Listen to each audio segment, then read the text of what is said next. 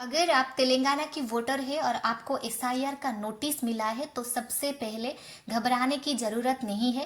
लेकिन इस नोटिस को इग्नोर करना भी बिल्कुल सही नहीं है, क्योंकि अभी तेलंगाना में एसआईआर का नोटिस वेरिफिकेशन और हियरिंग का प्रोसेस चालू रहा है। अभी शुरू हो गया है। बहुत से वोटर को समझ नहीं आता है कि उनको नोटिस क्यों आया है, अब कौन सा डॉक्यूमेंट देना होगा, हियरिंग में क्या होगा। और सबसे इम्पोर्टेंट ये चीज़ है, अगर वेरिफिकेशन के बाद प्रॉब्लम हुई तो वोटर लिस्ट में नाम कैसे बचाया जा सकता है। आज के इस वीडियो में मैं आपको सारा का सारा चीज़ नोटिस से लेकर फाइनल वोटर लिस्ट पब्लिश होने तक जितने सारे प्रोसेस है बिल्कुल आसान भाषा में समझाऊंगी, इसीलिए वीडियो को एंड तक जरूर दिखना। सबसे पहले समझ लेते हैं कि नोटिस आने का कारण क्या है, इसका मतलब क्या है। तेलंगाना की एसआईआर के दौरान वोटर्स के जो पुराने इलेक्टोरल का रिकॉर्ड था 2002 का एसआईआर का रिकॉर्ड पे और अभी का जो रिकॉर्ड पे कुछ इंफॉर्मेशन मैच नहीं हुआ, तो कुछ वेरिफिकेशन नहीं हो पाया, कुछ लोग का जैसे एनोमली और डिस्क्रिपेंसी पाई गई है, जबकि कुछ वोटर्स का पुराने 2002 इलेक्टोरल रोल में रिक्वायर्ड लिंक एस्टैब्लिश नहीं हो पाया है, उन लोग का एनोमली कैटेगरी पे आ गया है।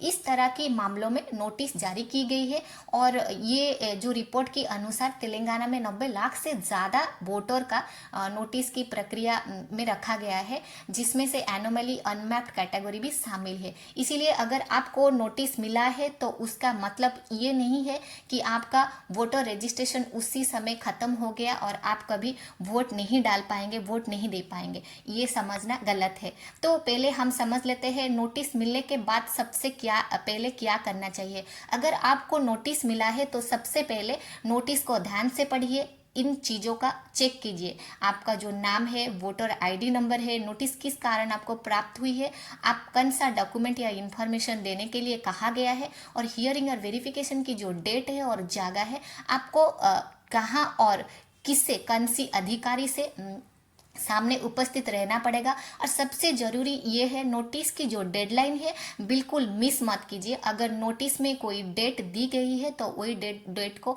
नोट कीजिए और कौन से डॉक्यूमेंट चाहिए उसको पहले समझिए। अब सबसे ज़्यादा पूछे गए और जाने वाले सवाल ये है, एसआईआर नोटिस आने के बाद कौन सा डॉक्यूमेंट देना होगा। इसके जवाब हर वोटर के लिए सेम नहीं है, तो दूसरे दूसरे अलग अलग वोटर को अलग अलग रीजन के लिए, अलग अलग प्रॉब्लम के लिए नोटिस जारी की गई है। आपके नोटिस और ऑफिशियल इंस्ट्रक्शन के अनुसार डॉक्यूमेंट मांगे जा सकता है। इसीलिए कोई दूसरे व्यक्ति और दूसरे वोटर को डॉक्यूमेंट लिस्ट को देखकर ब्लाइंडली आपका डॉक्यूमेंट ऐसे मत बनाइए। आपको जो डॉक्यूमेंट स्पेसिफिकली मांगे जाएगी आपको वही डॉक्यूमेंट देना पड़ेगा, और डॉक्यूमेंट को ओरिजिनल कॉपीज और फोटो कॉपीज जहां एप्लीकेबल है वहां पर डिपॉजिट करना पड़ेगा। सबसे इंपॉर्टेंट बात यह है, फेक या गलत डॉक्यूमेंट बिल्कुल भी सबमिट मत कीजिए। तेलंगाना की सीओ की वार्निंग के मुताबिक जो भी व्यक्ति फर्स्ट या फॉल्स डॉक्यूमेंट सबमिट करेंगे और डिक्लेरेशन फॉर्म देंगे, उन लोग के ऊपर लीगल एक्शन हो सकती है।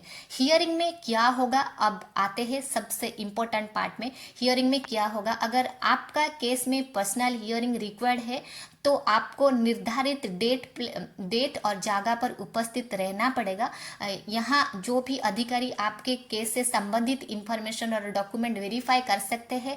आपसे पूछा जा सकता है कि आपका वोटर रिकॉर्ड क्या है, पुराने इलेक्टोरल रिकॉर्ड के साथ आपका कनेक्शन क्या है, नोटिस में दिखाई गई डिस्क्रिपेंसी का कारण क्या है, आपको सपोर्टिव डॉक्यूमेंट क्या देना पड़ेगा। इसीलिए हियरिंग में शांत रहिए और सिर्फ इंफॉर्मेशन देने के लिए जो जो चीज़ चाहिए वही इंफॉर्मेशन दीजिए। जो डॉक्यूमेंट आपके पास है उसको प्रस्तुत रखिए। क्या हर व्यक्ति को पर्सनली हियरिंग में जाना जरूरी है, ये बहुत इंपॉर्टेंट सवाल है। हर केसेस में सिचुएशन बिल्कुल समान नहीं होती है। लेटेस्ट तेलंगाना की इस इंफॉर्मेशन के अनुसार कुछ कैटेगरी के वोटर जैसे एल्डरली हो गए, जिनको बहुत ज़्यादा एज हो गया है, जो आउटस्टेशन वोटर है, और कुछ नए एलिजिबल केसेस है, पर्सनल हियरिंग में एग्जेम्पशन मांग सकते हैं या फैमिली मेंबर को अथराइज करने के विकल्प भी है। लेकिन ये ईआरओ की अप्रूवल और एप्लीकेबल रूल्स पर निर्भर करता है। इसीलिए केवल कभी कोई भी यूट्यूब वीडियो को देखकर एज्यूम मत करना कि आपको पर्सनली हियरिंग पे जाना एग्जेम्पशन है, नहीं जाऊंगी तो चलेगा, ये सब गलत चीज़ है। आपने नोटिस और संबंधित ईआरओ को इंस्ट्रक्शन को जरूर फॉलो कीजिए। अगर डॉक्यूमेंट नहीं है तो क्या होगा, अगर वेरिफिकेशन हियरिंग के बाद आपका केस सेटिस्फैक्टरीली एस्टैब्लिश्ड हो जाता है तो आपका क्लेम्स केस और जो ऑब्जेक्शन का जो प्रोसेस है उसको कैसे किया जाएगा। लेकिन ध्यान रखें, नोटिस मिलना नाम डिलीट होना नहीं है। ईसीआई की प्रक्रिया के मुताबिक जो एलिजिबल वोटर अपना पक्ष रखने का उनको अवसर जरूर प्राप्त होंगे। इसीलिए नोटिस मिलने के बाद सबसे ज़रूरी चीज़ ये है समय पर रेस्पॉन्स देना और रिक्वायर्ड वेरिफिकेशन को पूरा करना। अगर आपका नाम ड्राफ्ट रोल पे नहीं है तो अब एक बहुत इंपॉर्टेंट सिचुएशन है, अगर आपने ड्राफ्ट रोल चेक किया और उसमें आपका नाम नहीं मिला तो भी तुरंत ये मत मानिए कि आपका वोटिंग राइट परमानेंटली ख़त्म हो गया। तेलंगाना ड्राफ्ट रोल में ASDD कैटेगरी के करीब 74 लाख से ज़्यादा वोटर को शामिल किया गया है, जबकि अलग से बड़ी संख्या में वोटर को नोटिस जारी की जा रही है। ड्राफ्ट रोल के बाद क्लेम्स एंड ऑब्जेक्शन का अवसर दिया जाएगा। तेलंगाना पे ये जो पीरियड है 17 अगस्त से लेकर 16 सितंबर तक आपका क्लेम्स एंड ऑब्जेक्शन का पीरियड है। अगर आपका नाम मिसिंग है, आपका डिटेल्स में मैं बता देती हूँ, जो आपका नाम अगर ड्राफ्ट लिस्ट में नहीं है तो आप क्लेम्स एंड ऑब्जेक्शन फाइल कर सकते हैं। एलिजिबल वोटर के लिए फॉर्म 6 भी इंक्लूजन, जो अभी भी न्यू वोटर लिस्ट के लिए भी फॉर्म 6 को अप्लाई कर सकते हैं रेलिवेंट डॉक्यूमेंट के साथ। तो ऑफिशियल इंस्ट्रक्शन जो है वही अकॉर्डिंगली आपको काम करना चाहिए। नोटिस और क्लेम्स ऑब्जेक्शन में क्या डिफरेंस है? नोटिस ये है आपका जो इंफॉर्मेशन मिला है इलेक्टोरल का इलेक्शन अथॉरिटीज़ के जरिया से जो बात रिकॉर्ड अभी मिला है तो उसमें कुछ प्रॉब्लम है, उसमें कुछ डिस्क्रिपेंसी है, उसमें कुछ इशू है, तो इसी कैटेगरी वोटर को नोटिस मिला है। लेकिन क्लेम्स ये है कि आपका ड्राफ्ट लिस्ट में नाम नहीं है तो इलेक्टोरल रोल में कोई करेक्शन इंक्लूजन चाहिए तो निर्धारित पीरियड में, जो भी मैंने आपको बताया 17 अगस्त से लेकर 16 सितंबर के अंदर आपको क्लेम्स एंड ऑब्जेक्शन फाइल करना चाहिए। इसीलिए दोनों प्रोसेस को एक ही मत समझना ये गलत है। नोटिस ऑनलाइन भी चेक कर सकते हैं। आजकल नोटिस के जो डिजिटाइज करना ऑनलाइन सिस्टम पे ईसीआई नेट पे जाके आप चेक कर सकते हैं और उधर भी आप आपका जो डॉक्यूमेंट है सबमिट कर सकते हैं। अब आपका सारा का सारा डॉक्यूमेंट सही है तो टाइमलाइन के अंदर आपने डॉक्यूमेंट सबमिट नहीं किया तो क्या होगा? अब पूरा प्रोसेस टाइमलाइन में समझिए। 17 अगस्त 2026 से ड्राफ्ट रोल पब्लिश हुआ। 17 अगस्त से 16 सितंबर तक क्लेम्स एंड ऑब्जेक्शन का जो पीरियड है वही रहेगा। आपका कोई भी अफेक्टेड केसेस से आपका नाम ड्राफ्ट लिस्ट पे नहीं है तो हियरिंग की प्रक्रिया तब से शुरू होगा। 19 अक्टूबर से आपका जो फाइनल वोटर लिस्ट है वो पब्लिश की जाएगी। मैं लास्ट में आपका 5 गलतियाँ बताऊंगी जिसको बिल्कुल भी मत कीजिए। अगर आपका एसआईआर नोटिस मिला है तो ये 5 मिस्टेक बिल्कुल मत करना।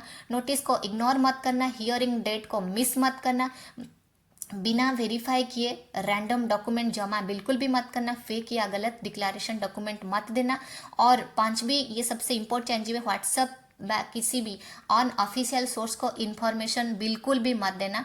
हमेशा ऑफिशियल इलेक्टोरल अथॉरिटी का इंस्ट्रक्शन को प्रायोरिटी देना है। सबसे ज़रूरी बात यह है, अगर आपका तेलंगाना एसआईआर का नोटिस मिला, घबराइए मत, लेकिन नोटिस का जो डेट है, जो प्लेस है, जो अथॉरिटी है, उनको इग्नोर भी मत कीजिए। सबसे पहले नोटिस का रीजन समझिए, रिक्वायर्ड जो डॉक्यूमेंट तैयार कीजिए, हियरिंग वेरिफिकेशन की डेट और प्लेस चेक कीजिए। अगर आपके केस में क्लेम्स या ऑब्जेक्शन की ज़रूरत है तो एप्लीकेबल प्रोसेस और जो डेडलाइन है उसके अंदर वही क्लेम्स एंड ऑब्जेक्शन को सबमिट कीजिए। और सबसे इम्पोर्टेंट, फाइनल इलेक्टोरल रोल जब पब्लिश होगा उसको आने तक, जो हमारा अक्टूबर पे आएगा 19 अक्टूबर को, तब तक जो प्रक्रिया पर नज़र रखिए। अगर ये जानकारी आपके लिए यूजफुल है तो वीडियो को लाइक कीजिए और तेलंगाना की उन वोटर के साथ शेयर कीजिए जिनका ये प्रॉब्लम आया है।